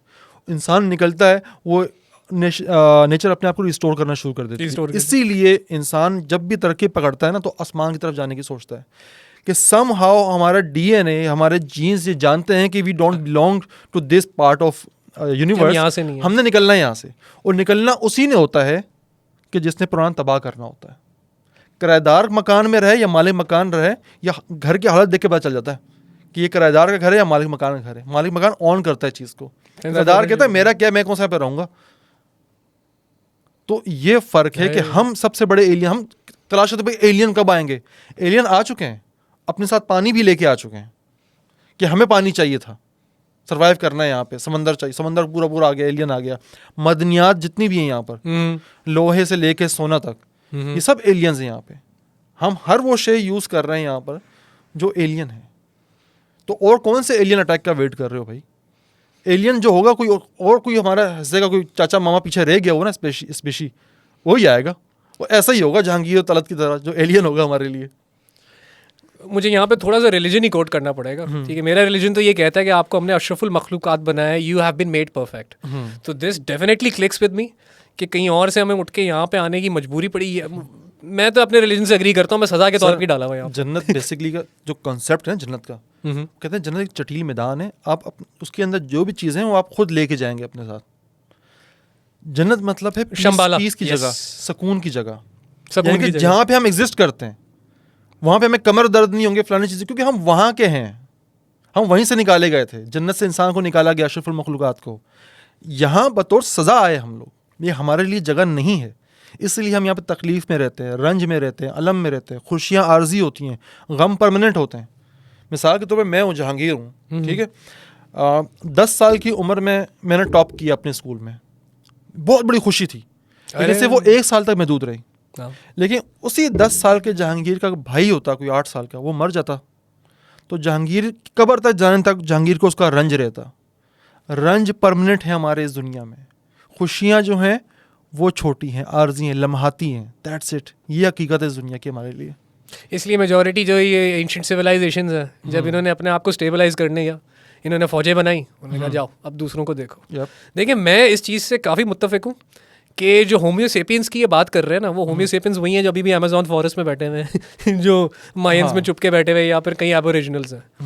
हमारा जिस तरह का बॉडी स्ट्रक्चर है, जितनी स्पीड से हमारी बॉडी रिकवर करती है, रिपेयर करती है, और जिस तरह हम कभी भी इन्वायरमेंट के हिसाब से अडेप्ट नहीं करते, हम इन्वायरमेंट को अपने हिसाब से अडेप्ट करा रहे होते हैं। हमें इस इन्वायरमेंट ने नहीं बनाया, हमें उस कॉन्शियस ने बनाया जो जिस्म के अंदर गया तो जिस्म अशरफुल मखलूकात हो गया। अशरफुल मखलूकात, ये हाथ तो शायद तमाम स्पीशीज से सबसे कमज़ोर हाथ है। क्या मैं शेर से लड़ सकता हूँ? क्या मैं बंदर से लड़ सकता हूँ? नहीं लड़ सकता सर, बिल्ली ये सबसे कमज़ोर जिस्म है। इसे जो अशरफुल मखलूकात बनाया, उस कॉन्शियस ने बनाया। कोई थर्ड आई कहता है, कोई इंसान कहता है, कोई रूह कहता है। हर मज़हब ने, हर लोग ने अपना नाम दिया। हम बतौर मुसलमान उस कॉन्शियस को इंसान मानते हैं कि उस कॉन्शियस को सजदा करने का कहा गया। जब उस मट्टी के पतले के अंदर वो कॉन्शियस डाला, तो वो मट्टी का जो पतला था वो अशरफुल मखलूकात बन गया, वो इंसान बन गया, वो आदम बन गया। ये एक ज़ाती सा मेरा एक ख्याल है। इससे इख्तलाफ किया जा सकता है या फिर इसके अंदर मज़ीद चीज़ें डाल जा सकती हैं, क्योंकि हम फिलहाल वही ओपिनियंस ही डिस्कस कर रहे हैं। मैं यहाँ पे एक्चुअली एलियन की फ्रेंचाइज को कोट करना चाहूँगा। एलियन फिल्म्स आपका इत्तेफाक हुआ है देखने का? जी। उसके अंदर इस कॉन्सेप्ट को जिस तरह फिल्म मेकर ने एक्सप्लोर किया ना, मैं एलियन कभी कभी बार बार बैठ के देख रहा होता हूँ। उसने यही दिखाया है कि एक ह्यूमनॉइड स्पीशीज़ थी जो कि एक पॉइंट पे आके रिप्रोड्यूस नहीं कर पा रही थी। मजबूरन उन्होंने फिर यूनिवर्स को एक्सप्लोर करना शुरू किया और उनको एक स्पीशीज़ मिली जो बेसिकली एक पैरासाइट था, जो मेन विलन है उस पूरी सीरीज़ का। ओके। अब क्योंकि उनकी बॉडीज़ में रिप्रोडक्शन की एबिलिटी ख़त्म हो गई थी, वो क्या करते थे, वो उस स्पीशीज़ को लेके अपने अंदर ज़बरदस्ती डालते थे। और वो स्पीशीज़ इतनी पैरासिटिक थी कि उनकी पूरी बॉडी का बेस्ट पार्ट अपने अंदर लेके उनके जिस्म को तोड़ के बाहर निकलती थी। ये उनकी डेफिनेशन ऑफ गॉड है। ओह। तो फिल्म के अंदर ये कहा है कि फिर उन्होंने ऐसे प्लैनेट्स ढूंढना शुरू किए जिनको टेराफॉर्म किया जा सके। टेराफॉर्म मतलब उसकी इन्वायरमेंट कंट्रोल की जा सके। तो उनमें से एक अर्थ था। अब अर्थ पे जब उन्होंने आके ये हरकत की तो इन्वायरमेंट की वजह से जो स्पीशीज़ क्रिएट हुई, क्योंकि यहाँ पे एक एलियन आए, उनको फिल्म में रेफर किया गया एज इंजीनियर्स, कि ये इंजीनियर्स ऑफ द यूनिवर्स हैं। जब उसने यहाँ पे आके अर्थ पे आके उस क्या कहते हैं पैरासाइट को कंज्यूम किया, तो यहाँ पे जो अर्थ क्रिएट हुई है, यहाँ पे जो सिविलाइजेशन क्रिएट हुई है, उसके अंदर उस पैरासाइट का ईविल एलिमेंट ज़्यादा आ गया। मतलब उन इंजीनियर्स ने रेगुलरली आके ह्यूमंस को मॉनिटर करने की कोशिश की, हेल्प करने की कोशिश की, लेकिन जब उन्होंने देखा ना कि ये इतने फटेबाज हैं कि कुछ भी कर लो, एंड में इन्होंने लड़ना ही लड़ना है, तो वो फिर हमें तबाह करने के लिए आ रहे थे। जहाँ से फिर उस फिल्म का नैरेटिव शुरू होता है। सर इसी आइडिया को लो, यही आइडिया पकड़ो आप। मैं यहाँ मज़हब से जोड़ता हूँ उसको। दुनिया में जब भी इस मखलूक को, इंसान नामी मखलूक को थोड़ी सी भी शऊर अकल मिला है ना, इसने फसाद फैलाया इस दुनिया में। कभी जिनों के साथ मिल के, कभी दूसरी मखलूक़ात के साथ मिल के, जिनों और इंसानों का मिलाप होता रहा। इंसान जिन्हें आप कहते हैं कि बंदर से, एक थ्योरी है अपना डार्विन की कि बंदर से इंसान बना, बेसिकली वो ननठाल कह लें आपको, जो भी आप कह लें उसको, उसने मिलाप किया जिन्नात के साथ, नस्लें पैदा की, जो कुछ भी हुआ। फिर फरिश्तों को भेजा जाता था उनको तबाह करने के लिए, कि बहुत शर फैला दिया। इसीलिए जब एक प्योर फॉर्म में ये इसको कॉन्शियस दिया गया, तो फरिश्तों ने खुदा से कहा कि आप इसे क्यों बना रहे हैं, तो ज़मीन पे फसाद फैलाएगा। फरिश्ते कोई फ्यूचर नहीं देख रहे थे, वो पास्ट देख रहे थे। फरिश्ते पास्ट देख के कह रहे थे, क्योंकि फ्यूचर नहीं जानता फरिश्ता, वो पास्ट देख के बता रहा था कि पहले भी तो हम इतना करते रहे, और ये खुदा की मर्जी थी, तो उन्होंने सवाल पूछा ताकि वो खुदा जवाब दे सके कि भाई अब ये जिन्नात का ये जो इब्लीस है अज़ाज़ील, सर ये जाके कला कुमा करता रहे जंगों में जाके। ये तो वो टॉप ऑफ द लाइन था ना। तो ये जो आपने बात बताई ना मुझे, फिल्म स्टोरी, ये बेसिकली ये भी मज़हब की स्टोरी में से निकाला गया है कि किस तरह वो फसाद फैलाता था, तो फिर वो फरिश्ते आते थे, वो ख़त्म करते थे इनको, फिर नए सिरे से एक सिविलाइजेशन शुरू होती थी, फिर वो फसाद फैलाती थी, लड़ना शुरू हो जाती थी, फिर एक प्योर फॉर्म में इंसान बनाया गया, जिसे अल्लाह पाक ने इल्म दिया, नाम सिखाए, मतलब तरतीब बताई दुनिया में जाकर रहना कैसे। तो इसलिए इंसान जो है वो अशरफुल मखलूक़ात कहलाया। वरना बॉडी वाइज फलानी चीज़ों में देखा जाए तो इंसान तो बहुत सारे जानवरों से कमज़ोर है। और दिमाग की बात की जाए, अब देखिए हम इंसान है ना, तो हम इस तरह की चीज़ें बना रहे हैं। अगर आप हमें बिल्कुल माइक्रो लेवल पे ले जाएं, चूंटी के लेवल पे ले जाएं, फिर हमारा और चूंटी का मुकाबला कराएं, तो चूंटी ज़्यादा प्रोडक्टिव देगी आपको, अपने से ज़्यादा वज़न उठा लेती है, कॉलोनीज़ बना लेती है, बड़े बड़े ग्रुप बना लेती है, इतनी कमज़ोर हालत रखने के बावजूद। अभी हमने कितनी स्पीशीज़ जो हैं वो डिस्कवर की हैं अब तक, मेरे को पता ही नहीं है, कायनात में अरबों स्पीशीज़ हैं। तो आपको मज़े की बात बताता हूँ, जितनी भी आप फिल्मों में एलियंस देखते हो ना, ये सारे के सारे कहीं ना कहीं अर्थ पे ही मौजूद है, जिनको उन्होंने मॉडिफाई करके डाला हुआ है। जैसे एलियंस के अंदर आप जो एलियन को देख रहे हो, ये मोस्टली मैंटिस से इंस्पायर्ड है। मैंटिस एक छोटा सा वो होता है जिसके बड़े लंबे लंबे से हाथ होते हैं। पंचिंग पावर दुनिया का सबसे, उसके वजन के हिसाब से, उसके हिसाब से अगर देखा जाए, कंपैरिजन किया जाए, दुनिया का सबसे मजबूत पंचिंग पावर मेंटिस के पास है। वो चाइनीज़ उसमें है ना, शंग फुई होती है, ये क्या कहते हैं, वो कंग फू नहीं, अलग से इसकी एक पूरी आर्ट फॉर्म है, जिसमें कहते हैं praying mantis is one of those lost techniques. ये आपने किसी को सिखा दी ना, तो उस बंदे के सामने 100 बंदे भी नहीं टिक पाएंगे। आपने कभी मेंटिस को शिकार करते हुए देखा? वीडियोस में देखा, रियल टाइम में नहीं। सर वो छोटी चिड़िया होती है ना, क्या कहते हैं उसको, छोटी सी जो होती है, हमिंग बर्ड। सर मेंटिस उसका शिकार करता है। एक कीड़ा, टिड्डे की साइज का इतना सा कीड़ा, एक उड़ने वाले जीवन का, एक परिंदे का, अपने 2 उनसे हाथों से सर उसका शिकार कर लेता है। और ये वो वाहिद है जो बाज़ औक़ात अपने शिकार को, अपने शिकारी को भी खा जाता है। गिरगिट वगैरह इसका शिकार करते हैं बेसिकली मेंटिस का। और मोस्ट नंबर ऑफ टाइम जिस गिरगिट उसको पकड़ती है ना, तो ये अपने हाथों से उसका मुंह चीर डालता है, और अभी उस मरी नहीं होती, वो खाना शुरू कर देता है उसका मुंह। तो मेंटिस वो क्रिएचर है सर।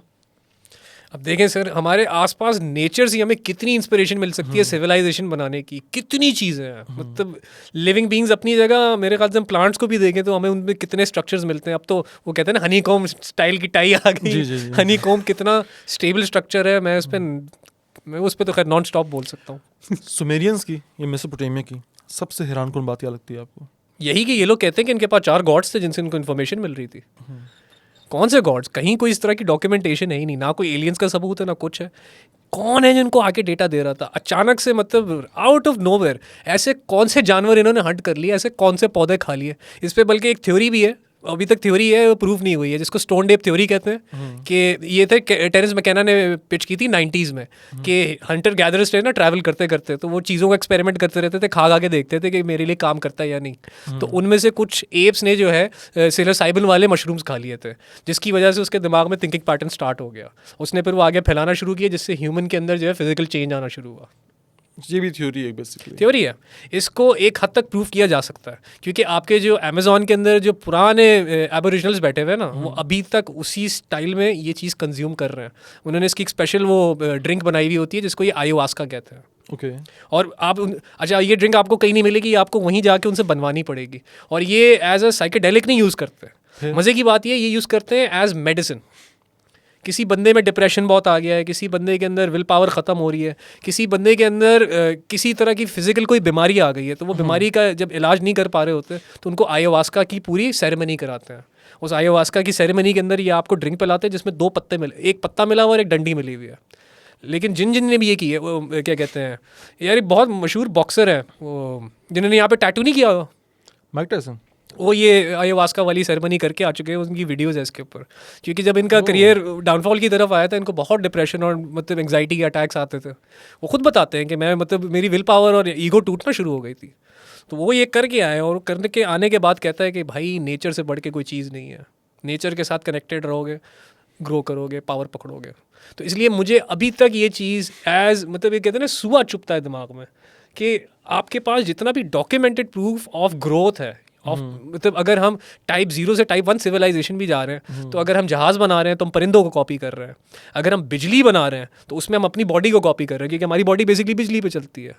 तो ये कहाँ से ये डॉक्यूमेंट्स आ गए, 282 डॉक्यूमेंट्स? ऐसा क्या एक्सपेरिमेंट इन्होंने नेचर में कर लिया? क्योंकि हमारे अलावा नेचर में आई थिंक और कोई भी ऐसी स्पीशीज़ नहीं है जो डॉक्यूमेंट करके चीज़ें चलती है। मैं आपको अपनी या फिर इनको फॉलो करती है। थ्योरी बताता हूँ सिविलाइजेशन के हिसाब से। थ्योरी बताए। मेरा एक मानना है कि हम सिविलाइजेशन के याजूज माजूज हैं। याजूज माजूज के बारे में कहा जाता है ना कि एक रवायत है कि भाई एक दीवार चाटते हैं, फिर सो जाते हैं, और कहते हैं कल फिर शुरू करेंगे, अब तो ख़त्म होने वाला है। वो कल फिर वो दीवार खड़ी होती है। ठीक, अगर हम अपने ऊपर इम्प्लीमेंट करें ना, हम क्या करते हैं कि हम अपनी सिविलाइजेशन से अपग्रेड होने वाले होते हैं, लेकिन वहाँ जाके हम कुछ ऐसी हरकतें करते हैं कि अपना तबाह करके खुद दोबारा ज़ीरो पे आ जाते हैं। और हम पिछले लाखों साल से करते आ रहे हैं।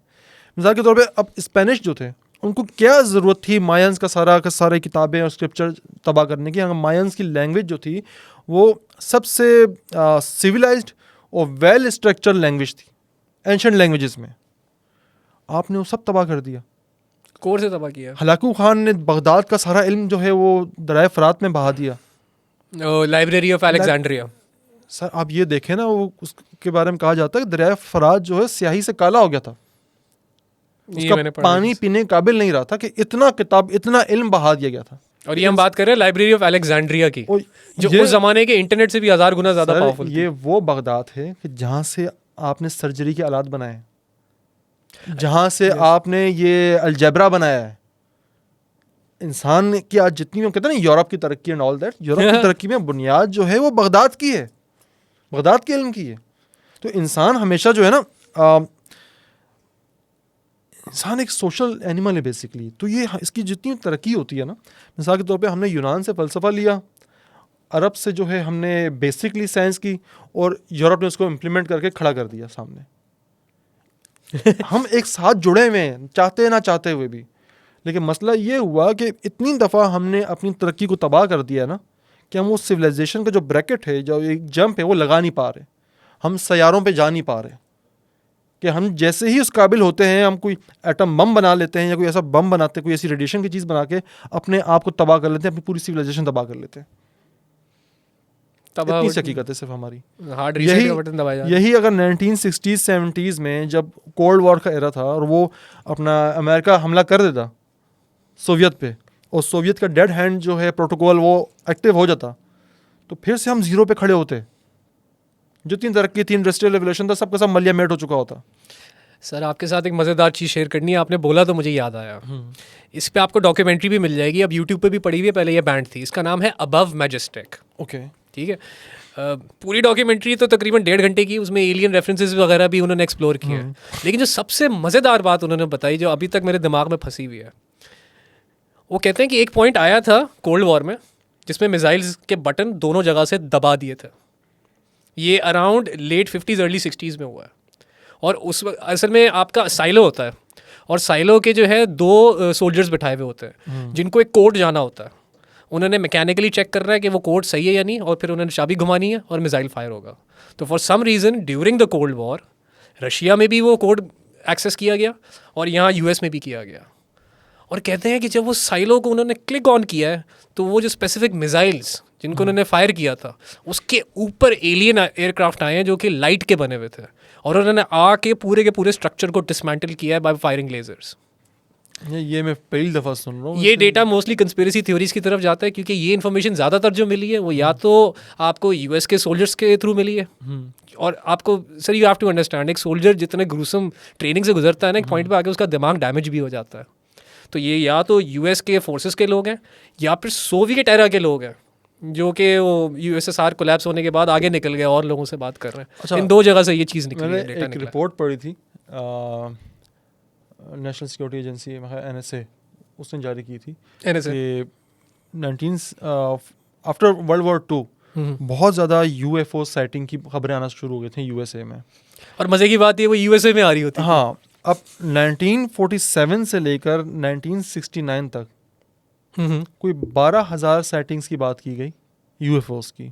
12,000 ओके। हाँ। और जब तहकीकात की अमेरिकन एयरफोर्स ने, बाकी इदारों ने उनके, तो पता चला कि भाई कि उनमें से 712 या 700 कुछ हैं कि जो बाकी में यूएफओस हो सकती हैं, वो हमें समझ नहीं आया वो क्या चीज़ है। यूएफओ का मतलब मैं बता दूं कि हम लोग बहुत ज़्यादा जिक्र कर रहे हैं, यूएफओ का मतलब एलियन नहीं होता। यूएफओ का मतलब होता है फौजी ज़ुबान में अनआइडेंटिफाइड फ्लाइंग ऑब्जेक्ट, यानी एक ऐसा फ्लाइंग ऑब्जेक्ट जिसको देखने वाला बयान ना कर सके क्या चीज़ है। बेसिकली 1950s-60s में जब एक बॉम्बर जेट बनाया यूएसए ने, वो आम जहाज़ों से ज़्यादा ऊंचा उड़ता था। तो नेवाडा के आसपास के इलाकों में जिन लोगों ने देखा तो कहा कि जहाज़ उतना ऊंचा नहीं उड़ता, ये उतनी ऊपर क्या चीज़ जा रही है। तो वो भी यूएफओ कहलाया उस वक्त कि अनआइडेंटिफाइड फ्लाइंग ऑब्जेक्ट। फिर यूनिवर्सिटी ऑफ कोलोराडो इसने पूरा उसके ऊपर तहकीकात की और बताया कि नहीं भाई वो कहीं हवाई गुब्बारा था, कुछ और था, एक्स्ट्रा टेरेस्ट्रियल कुछ भी नहीं था। वो रशियंस बनाते थे, ब्लिम्प होते थे। यूएफओस थे बट उनमें से कुछ कोई भी एक्स्ट्रा टेरेस्ट्रियल चीज़ नहीं थी। सर यहाँ पे आई हैव टू से कि मैं तो फर्मी पैराडॉक्स का बहुत स्टर्म बिलीवर हूँ। फर्मी पैराडॉक्स ये है कि अगर कोई एलियन स्पीशीज एग्जिस्ट करती है और हमें देख रही है तो वी आर इनसिग्निफिकेंट, हम उनके किसी काम के नहीं है, हम उनके लिए खोते भी नहीं है, गधे भी नहीं है। एग्जैक्टली जब अब वो हमें चूंटी जा रही है, मेरे लिए कोई वैल्यू नहीं रखती वो, मैं क्यों जाके उसको आगे हेलो आया करूँगा, जा तू वैल्यू नहीं रखती मेरे लिए, तू एग्जिस्ट नहीं करती मेरे लिए। तो let me conclude that conversation, that conspiracy conversation. इस वक्त दुनिया की जो सबसे state of the art research हो रही है वो हो रही है सर्न में, ये जिनीवा में। बिल्कुल। और उनका जो मेन टारगेट है, जो मेरी समझ में आया, वो रिक्रिएट करना चाह रहे हैं वो सिचुएशन जो बिग बैंग के वक्त हुई थी, कि बिग बैंग वाले हम एलिमेंट्स और वो पार्टिकल्स पकड़ पाएँ ताकि हम किसी तरह से चीज़ों को रिवर्स कर सकें, आगे ले जा सकें, टाइम के साथ खेल सकें। अभी तक वो बिग बैंग की वो सिचुएशन क्रिएट नहीं कर पाए, लेकिन उन्होंने 3-4 ऐसे पार्टिकल्स ढूंढ लिए हैं जो पहले हमारे पास नहीं थे। इसमें से सबसे मशहूर आपका है ग्रेविटॉन। बेसिकली ग्रेविटी एक पार्टिकल है, और उस पार्टिकल को जब उन्होंने पकड़ा तो उन्हें पता चला अभी ये खाली एक पार्टिकल नहीं है, ये तो पूरी फील्ड है। जैसे मैग्नेटिक फील्ड होती है, जैसे हवा फैला हुआ है, वैसे ग्रेविटी की एक फील्ड है जो हर जगह एग्जिस्ट कर रही है। अब due to motion of body, जो भी बॉडी है, जैसे अगर मैं रोटेट करना शुरू कर दूंगा तो मेरी बॉडी के ऊपर ग्रेविटेशनल फील्ड अप्लाई होना आहिस्ता आहिस्ता शुरू हो जाएगी, डिपेंडिंग ऑन माई रोटेशन। इस तरह अर्थ की भी रोटेशन है, हर चीज़ की रोटेशन है। ये कह रहे हैं कि इस ग्रेविटी को, इसको ये ग्रेविटॉन कहते हैं, अगर इसको हम हार्नेस कर लें तो हमारे पास अनलिमिटेड एनर्जी आ जाएगी। क्योंकि ग्रेविटी की वही बात है ना, हर जगह खुला एक पर्दा पड़ा हुआ है, यूँ समझ लें। किसी ने उससे कपड़े बनाए हुए, बाकी सारा ज़ाया हो रहा है, तो उसको यूज़ कर लो, किसी को फ़र्क नहीं पड़ेगा। अब कंस्पिरेसी थ्योरी ये कहती है कि जब हमने न्यूक्लियर टेस्ट करना शुरू किए, और जो पहला हमने न्यूक्लियर अटैक किया, उसके बाद इन्होंने नेवाडा में बहुत टेस्टिंग की थी। तो ये कहते हैं कि वहाँ पे इन्होंने इन पार्टिकल्स को इतना ज़्यादा टेस्ट किया, वो बिल्कुल गहराई में जा के ना अंदर प्लांट कर करके फाड़ रहे थे, कि आपकी ग्रेविटॉन वेव्स जो है, जो ग्रेविटॉन की पूरी वेव है, वो डैमेज हो गई। और ज़्यादातर जो एलियन टेक्नोलॉजीज़ हैं वो एंटी ग्रेविटी टेक्नोलॉजी पे चल रही होती है। इसके ऊपर इन्होंने एक स्पेसिफिक, जो उस वक्त के कंस्पिरेसी थ्योरिस्ट है ना, जो 60-70s में आगे कह रहे थे कि हमने ये बेवकूफ़ी की है, क्योंकि वो ये कह रहे हैं कि हम पे एलियन इन्वेजन नहीं हुआ, हमने जो हरकतें की उसकी वजह से ग्रेविटॉन की जो पूरी फील्ड है वो डैमेज हो गई, और मजबूरन जो लोग, जो स्पीशीज़ इस टेक्नोलॉजी को यूज़ कर रही थी, वो धाड़ करके क्रैश होना शुरू हो गया। ऐसा नहीं हो गया आप किसी धागे पे चल रहे हो, किसी ने यूँ करके धागा खींच दिया। हमने वो एक फैब्रिक फाड़ दिया बेसिकली। आपके कहने का मतलब है कि जब वो फैब्रिक फटा तो जो स्पीशीज वहाँ ट्रैवल करती थी, उस फैब्रिक को यूज़ करती थी, वो यहाँ पे आके गिरी। जो आपको ज़्यादातर वो इमेजेस मिलती हैं कि बिल्कुल पतली सी बॉडी वाला बड़े सर वाला घर है, वो घर कह रहा हूँ, बड़े सर वाला मुंह है, ठीक है, ये मोटी मोटी आँखें हैं। वो कह रहे हैं कि ये वो वाली स्पीशीज़ हैं जिन्होंने आज तक कभी किसी पे अटैक नहीं है, किसी से लड़ाई नहीं की, और इनको हमने यहाँ पे खींच लिया है और हम उनकी टेक्नोलॉजी को इस वक्त हार्नेस कर रहे हैं। टू बी वेरी एग्जैक्ट, ये 2 कंपनीज़ हैं जिनके पास ये डेटा अवेलेबल है, ये चीज़ें अवेलेबल है, जिसमें सबसे टॉप पे आपकी वो है जो F-22 रैप्टर बनाती है, आपने नाम सुना हुआ होगा। जी सर, लॉकहीड मार्टिन। ये एक्चुअली 2 बंदों के नाम है, लॉकहीड और मार्टिन। ये 2 मुख्तलिफ कंपनियां थी बेसिकली, इनको जोड़ा गया। फिर ये 90s में इनका जो है मर्जर हुआ, लॉकहीड मार्टिन का और एक नॉर्थरॉप ग्रोमैन इनका। सही पकड़ लिया, क्योंकि बोइंग जो थी बहुत बड़ी थी, उसकी अजादारी थी, फिर इनको जंग शुरू करनी थी अफगानिस्तान में, तो जंग शुरू करने से कबल 90s में मर्जर्स हुए हैं बहुत बड़ी डिफेंस कंपनियों के, क्योंकि सबको पता था कोई बड़े ठेके आने वाले अब हमारे पास। फिर हादसाती तौर पे ये वाकया हो गया जो होना था। हादसाती है वही। अच्छा, जैसे अचानक से एंशिएंट सिविलाइजेशन गायब हो गई। एक मजे की चीज़ें बताओ ना, ये जो आपने कहा ना कि वो बड़े सर वाले पतले, इसकी मजे की थ्योरी है, प्लीज शेयर। वो थ्योरी कुछ यूँ है कि आपने आज तक जितनी भी एलियंस की शक्लें देखी होंगी जो लोग बनाते हैं, वो ऐसा होता है कि इसका बड़ा सा सर होता है, कमज़ोर जिस्म होता है, टू द पॉइंट कि आपको इसकी पुरानी ड्राइंग्स मिलेंगी। एग्जैक्टली। अब थ्योरी ये है कि अगर आप इसकी होमो सेपियंस किताब भी पढ़ो ना, युवल नोहा हरारी की, तो उसने ये बताया कि भाई कि हम और बंदर बराबर थे, बल्कि बंदर हमसे सुपीरियर थे, क्योंकि इंसान का दिमाग बहुत ज़्यादा एनर्जी कंज्यूम करता है, उसे बहुत चलता है। ओके। अब ज़्यादा एनर्जी कंज्यूम करता है तो जिस्म के बाकी हिस्से की एनर्जी भी ये खा जाता है। बाकी जानदारों में यही नहीं होता, बाकी में डिस्ट्रीब्यूट होते हैं इक्वल, तो इसलिए उनका जिस्म भी ताकतवर होता है। सही। हमारा दिमाग ताकतवर हुआ लेकिन जिस्म कमज़ोर हो गया, और ये चलता जा रहा है सिस्टम। ये वो एक वक्त आएगा 1-2 लाख साल बाद कि जब इंसान का दिमाग इतना ताकतवर हो जाएगा कि बड़ा हो जाएगा सर, और जिस्म बाकी सब कमज़ोर हो जाएगा। ये जो आज एलियंस की शक्लें बनाते हैं, ये बेसिकली फ्यूचर का इंसान है जिसने टाइम ट्रैवल सीख लिया, और वो टाइम ट्रैवल करके कभी आया होगा, किसी ने उसको देखा होगा, और उस इंसान को वो एलियन समझ बैठा होगा। ये लाखों साल की जो है इवोल्यूशन के बाद इंसान की वो शक्ल हो गई है। इसीलिए हम जितनी भी शक्लें बनाते हैं एलियंस की, वो सेम होती है कि बड़ा सा सर, बड़ी बड़ी आंखें और कमज़ोर जिस्म। ये एक थ्योरी है बेसिकली। मैं इस थ्योरी में थोड़ा सा ऐड करना चाहूँगा, क्योंकि थ्योरी एक हद तक तो सेंस बनाती है, वही प्रूव करनी पड़ेगी। थ्योरी है ना, बस है तो है, अब क्या कीजिए। नहीं, आप ज़्यादातर पॉलीथियस्टिक रिलीजन से उठाते हो ना, पुराने सबसे फेवरेट मेरा नॉर्स माइथोलॉजी है, क्योंकि इस पे असैसिन्स क्रीड का गेम बन चुका है। तो एक्सप्लेन करना आसान हो जाता है। अभी वैलहल्ला की सीरीज भी आई थी ना थोड़ा सा पहले, डेडिकेटेड बल्कि गेम आया है। अब नॉर्स जो रिलीजन है वो इस चीज़ पे बेस्ड है कि ओडिन है, वो एक अलग डिमेंशन में पूरी एक सिटी है, और ये अभी थॉर वॉर में दिखाई भी है ये सिटी प्रॉपर, मतलब स्टेट ऑफ द आर्ट, अजीब गरीब किस्म के मेटल्स हैं जो ह्यूमंस को एक्सेसिबल ही नहीं है। वहाँ पे अगर आप चले जाओ, आपकी लाइफ 300-400 साल 800 साल तक एक्सटेंड हो जाती है, और ह्यूमंस यहाँ पे जो है वो बस किसी तरह इंतज़ार में लगे हुए हैं कि 5-6 साल में ये एक चक्कर यहाँ पे लगा दे, थॉर एक यहाँ पे चक्कर लगा दे, और हम उसको किसी तरह से कन्विंस कर दें कि भाई हम भी इस लायक है, देखो हमने ऊपर कितना काम किया है, अब हमारे अंदर भी मोरालिटी है। मोरालिटी बेसिकली मेन वर्ड है। वो इस चीज़ के पीछे पागल हुए थे, उन्होंने फोकस बनाया हुआ था कि इतने उन्होंने फिर ड्रग्स करना शुरू कर दिए। ड्रग्स ही कहूँगा उनको, क्योंकि वो साइकेडेलिक्स को फिर अब्यूज़ कर रहे थे, कि इन्हीं स्टोरीज़ को उन्होंने अपने दिमाग में एज अ मार्कर बना लिया कि मैंने अब जंग में जाना है ना, तो मैंने सीधा मतलब ओडेनहाइम पहुँचना है, मैंने सीधा वल्हल्ला पहुँचना है। इसी स्टोरी को आगे बेसिकली फिर म्यूटेट किया गया। तो अगर इसको प्योरेस्ट फॉर्म में उठाओ तो कनेक्ट तो करती है सर। यार मेरे ख्याल में यहीं पे आज के इस एपिसोड का एंड करते हैं, लेकिन बहुत मेरे पास भी और कंस्पिरेसी थ्योरीज है, लेकिन ये नेवर एंडिंग है। हाँ, ये पागल कर देती है। जस्ट सीरीज चलती रहेगी सर। हमने माशाल्लाह से MK अल्ट्रा को भी 3 मुख्तलिफ पार्ट्स में जाके कंक्लूड किया है। 3 मुख्तलिफ पार्ट्स। तो इंसानी सिविलाइजेशन भी डिजर्व करती है कम से कम 3 से 4 पार्ट तो उसके भी बनने चाहिए। क्योंकि सर इस सिविलाइजेशन को सही से खोलने के लिए हमको इनकी टेक्नोलॉजीज डिस्कस करनी होंगी। अभी हमने टेक्नोलॉजी डिस्कस करनी है आगे मेसोपोटामिया की, मेसो अमेरिका की, जिसमें मेसो अमेरिका में आ जाएगा आपके पास मायंस आ जाएंगे, इनकास आ जाएंगे और एज़टेक्स आ जाएंगे। मैं इन तीनों को एक ही ट्रीट करता हूँ, बट यस हाँ, लेकिन इन्होंने जो काम किया है ना मैथमेटिक्स के ऊपर, मतलब वही फिर अगले एपिसोड के लिए रखना पड़ेगा। इनकी इन्वेंशंस और आज के दौर से हम किस तरह लिंक कर सकते हैं, ये नेक्स्ट एपिसोड में कर लेते हैं। क्या ख्याल है आपका? ताकि इसको थोड़ा रिस्पेक्ट मिल जाए, Exactly. डेडिकेटेड कर ले, Exactly, क्योंकि हमने सिर्फ exactly. हल्का सा छेड़ा। यस उम्मीद करते हैं हम आपको बुनियाद समझा पाए होंगे कि जो नई सीरीज़ हम शुरू करने जा रहे हैं सिविलाइजेशंस पे और उनकी बर्बादी पे और आगाज़ पे और उनके मज़ाहिब पे, उनकी इन्वेंशंस पे तरतीबवार बात करेंगे। आज आपको थोड़ा सा एक फ़ील आ गया होगा कि किस तरह की सीरीज़ होने जा रही है। कोई भी सवाल हो आपका इस हवाले से मुझसे या तलत भाई से, आप कमेंट बॉक्स में कर सकते हैं। इंशाल्लाह बहुत जल्द तलत भाई का मैं इंस्टाग्राम को जदीद टाइप का बनवाऊंगा और उसका लिंक भी आएगा ताकि वो प्रॉपर तरीके से आप लोगों से जो है वहाँ पे भी कनेक्ट हो सकें। तब तक नेक्स्ट एपिसोड तक के लिए मुझे और तलत भाई को दीजिए इजाज़त। आपसे मुलाकात होती है अगले बेटक सेशन में। अपना और अपने घर वालों का बहुत ख्याल रखिएगा। अल्लाह हाफिज़। अल्लाह हाफिज़।